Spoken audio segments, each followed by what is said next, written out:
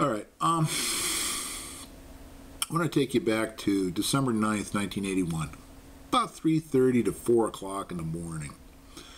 And this is on the corner of 13th and Locust in Philadelphia, Pennsylvania. Officer Daniel Faulkner is driving his patrol car this way down Locust Street, following a Volkswagen driven by a William Cook, who eventually ended up right here, stopped by the side of Locust Street, after Daniel Faulkner initiated a traffic stop right about here with his lights, and he ended up in his car right about here.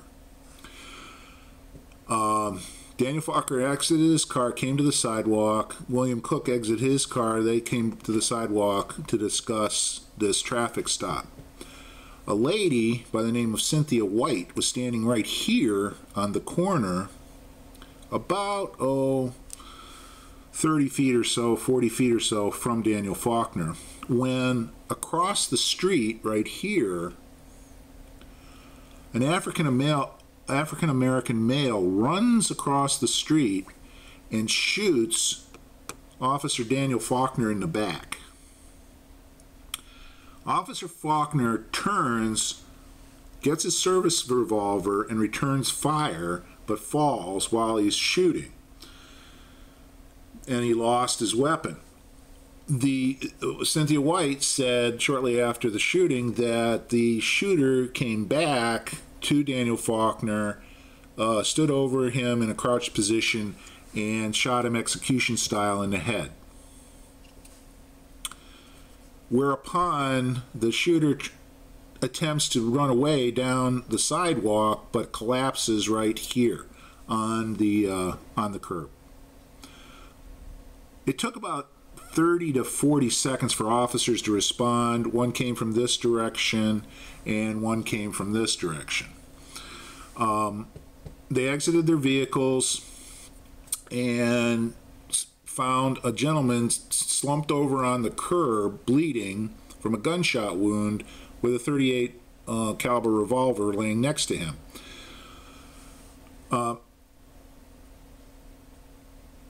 This gentleman was later identified as Mumia al-Jamal. Now, this case for the last 30 years has been, well, at least in Philadelphia, it has been just a cause célèbre. I mean, Mumia was eventually convicted and sentenced to death, but I think his sentence was overturned and sent back for resentencing at least once, maybe twice.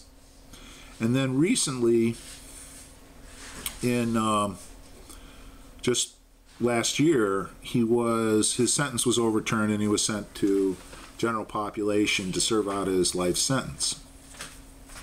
Yep.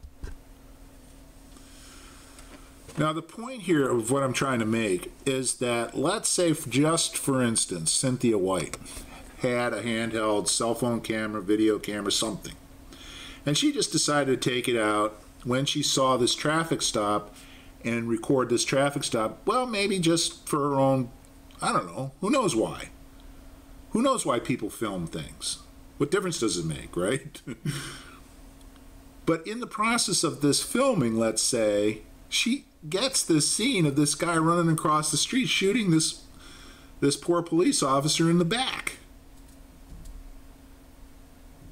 And then ending up over here, slumped on the sidewalk. Do you think we would have known what would have happened?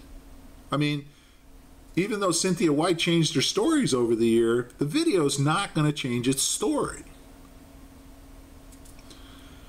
Now, my point is here, too, my second point is that the Northport police in Florida want you to believe, and want all of us to believe, that that act of Cynthia White having a camera videotaping their police officer is a felony.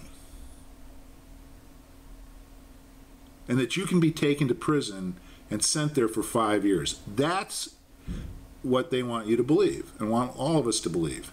And all I can say to that is, that's just ignorant.